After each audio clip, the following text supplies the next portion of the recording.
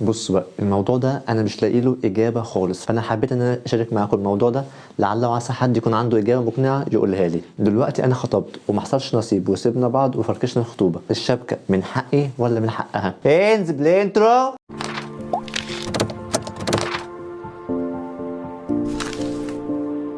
السلام عليكم، ايه الاخبار؟ يا رب جميعا تكونوا بخير. بص بقى، الموضوع ده من المواضيع اللي انا كنت بتكلم ياما جدا فيها مع ناس قرايبي وصحابي، وبصراحه ما حدش فيهم قال لي اجابه مقنعه، او بالاصح كل واحد كان بيفكر في الموضوع ده من وجهه نظره هو. دلوقتي انا خطبت ولظروف معينه ما حصلش نصيب وسيبنا بعض، الشبكه بتكون من حقي ولا من حقها؟ هتيجي تقول لي حسب العرف، فلو انت اللي سايب فالشبكه هتكون من حقها، ولو هي اللي سايبه فالشبكه هتكون من حقك انت. ده مش عدل خالص. ليه بقى؟ عشان معنى كده لو انا اللي سبتها فالشبكه هتكون من حقها، ولو هي اللي سابتني فالشبكه هتكون من حقي.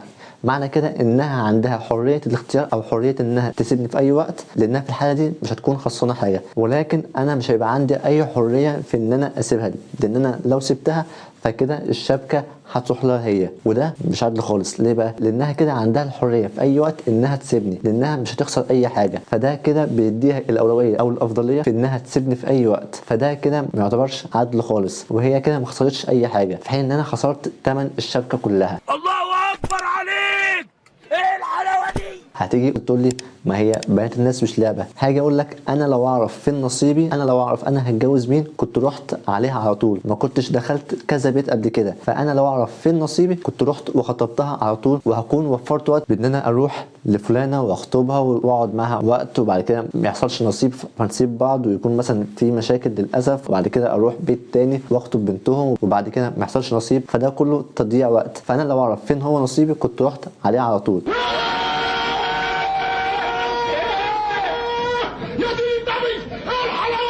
هتيجي تقول لي ما انت داخل طالع داخل طالع، وده بيجيب سمعه وحشه للبت، وان انت مثلا كنت عاوز تلعب بيها او ان انت تضحك عليها. حاجه اقول لك، انت اصلا المفروض ان انت تيجي وتسال عليا، كون ان انت ما عملتش كده او كون ان انت ما سالتش عليا كويس فده عيب منك انت المفروض تشوف عريس بيتك هل هو مناسب ليك ولا لا، هل هو هيكون كويس مع بنتك ولا لا. يخرب بيت دماغك يلا. فانت المفروض بيكون ليك دور في ان انت تشوف الشخص اللي هيجي وهيتقدم لبنتك ده هل هو مناسب ولا لا. انت المفروض تعمل ده، كون ان انت ما عملتش ده فانت ما تحملنيش انا مسؤوليه، انا اصلا شاب ضايع. لا ما تقولش كده على نفسك. فانا ما ادفعش الشبكه بالثمن الفلاني واجي بعد كده اخسرها عشان انا شايف ان انا مش هقدر اكمل مع بنتكم، فانا عاوز اسيب بنتكم، فانا هضطر ان انا اسيب الشبكه ليكم، او ان انتوا حسب العرف او حسب الكلام اللي هو الدارج ان انا لو سبت فالشبكه بتكون من حقها. انا كده خسرت كتير جدا في حين ان هي ما خسرتش اي حاجه خالص. هتيجي تقول لي ليه؟ ما انت داخل طالع شارب واكل. هاجي اقول لك انا برضو لما باجي بخطب بنتك كوبايه القهوه اللي انا بشربها ب 4 جنيه، لما باجي بخطب كوبايه القهوه نفس كوبايه القهوه دي بشربها مع بنتك ب 40 جنيه. لا ده انت مش سهله خالص. فانا برضو دافع ومكلف، انا صارف ومكلف. ده حين ان اصلا كمان حاليا الذهب بقى غالي جدا وسعره قرب على ال 2000 جنيه. فتخيل انت ان انا اجي ادفع شبكه الجرام فيها ب 2000 جنيه، ده كمان بغض النظر كمان عن ان الشبكه في الارياف قيمتها بتوصل لحوالي 90,000 جنيه، لان هم عندهم بيبقى مطلوب منهم ان هم يجيبوا جرامات كبيره جدا. فالله يكون اصلا في عون الناس اللي هي في الارياف دي. تعال نجيب القصه من البدايه خالص. الشبكه اصلا اتعملت ليه؟ الشبكه اتعملت عشان تكون هديه من الراجل لزوجته، زائد انها بتكون ميثاق عهد ان انا جاي وداخل البيت من بابه، وان انا حابب ان انا اتقدم لبنتكم وعندي الجديه في الموضوع ده، وباجي وبقدم جزء من الشبكه. كاني بالظبط على سبيل المثال لو انا رايح مثلا اشتري حاجه مثلا، فانا بدفع جزء من سعر الحاجه دي عشان ابين جديه ان انا حابب ان انا اشتري الحاجه دي. انا مش بقول ان انت سلعه، ولكن بوضح معنى ان انا عندي جديه في ان انا جاي اتقدم ليك. فحاليا كده هي حتى الان في وقت الخطوبه ما بقتش مراتي، فمعنى كده ان الهديه دي او الشبكه دي مش من حقها لانها ما بقتش مراتي، فمعنى كده ان الشبكه المفروض تكون من حقي او انها ترجع لي. علي النعمه انت بتتكلم صح. ثانيا ده هيبقى احسن بكتير جدا من ان هو يجي بعد كده ونيجي نتجوز وما يحصلش نصيب وبعد كده يكون في طلاق، وساعتها اي نعم الذهب هيكون من حقها، ولكن نظرة المجتمع ليها هتكون وحشة جدا، وانا طبعا بعترض مع النظرة دي.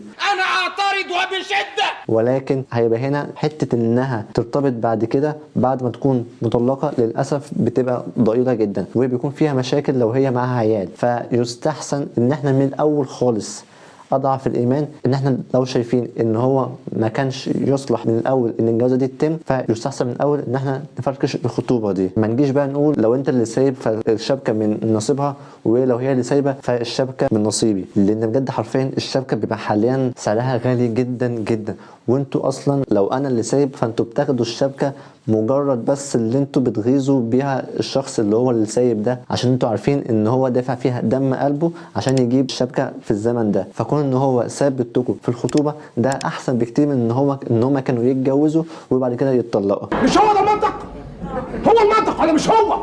ثانيا الموضوع بسيط جدا، ممكن مثلا اي حد يكون عاوز مثلا ان هو يسيب بنتكم ومش عاوز يخسر الشبكه، فممكن بكل بساطه ان هو يطلع عينيها لحد ما هي اللي تطلب ان هي اللي تسيبه. لا شيء. وفي الحاله دي هيمشي على العرف اللي هو بيتقال عليه، وان الشبكه هتكون من نصيبه عشان هي اللي سايبه، ولكن في الحقيقه هو اللي اجبرها انها اللي تسيبه. فللاسف بتحصل مشاكل كتيره جدا في المواضيع دي، وبصراحه ما لقيتش اجابه مقنعه على الموضوع ده، اللي هو ليه اصلا او مين اللي قال ان لو انا اللي سبت فالشبكه تكون من حقها ولو هي اللي سبت فالشبكه تكون من حقي. ده هنا ما فيهوش لا عدل ولا اي حاجه خالص. واتمنى بجد لو حد ليه راي منطقي في الموضوع ده يا ريت تكتبوا تحت في التعليقات. جينا فقره سبيشال اندنج. من القصص الرائعه جدا يقول لك مره واحد فقير وهو ماشي في الشارع لقى جوهره شكلها كويس جدا جدا، فراح اخدها وقال انا هبيعها وهيبقى حالي هيبقى احسن بعد لما ابيعها. راح عند اول تاجر مجوهرات وقال له انا عايز اشوف دي مزيفه ولا حقيقيه. التاجر كشف عليها وقال له دي مزيفه. راح الفقير قال له انت كذاب وسابه ومشى. راح عند التاجر التاني وقال له عايز اعرف دي مزيفه ولا حقيقيه. التاجر التاني قال له دي مزيفه. فالراجل الفقير شتمه وقال له انت عاوز تاخدها مني وتضحك عليا، فسابه وراح عند تاجر تالت وبرده قال له نفس الكلام ان الجوهره دي مزيفه.